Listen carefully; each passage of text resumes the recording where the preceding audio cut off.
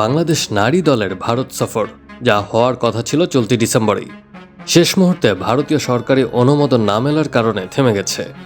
দীর্ঘদিনের প্রস্তুতি, 3টি ওয়ানডে ও 3টি টি-20 মিলিয়ে 6 ম্যাচের পূর্ণাঙ্গ সিরিজ আর দুই দেশের নারী ক্রিকেটের গুরুত্বপূর্ণ এক দ্বিপাক্ষিক লড়াই, সবই আপাতত অপেক্ষায়।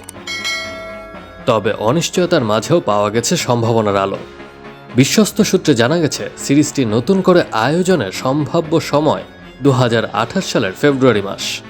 বিসিবি নিশ্চিত করেছে, বিসিসিআই একটি আনুষ্ঠানিক ইমেইলে সিরিজ স্থগিতের বিষয়টি জানিয়েছে। একই সঙ্গে জানানো হয়েছে, এই সিরিজ বাতিল নয়, বরং ফাঁকা সময়ের অপেক্ষায়।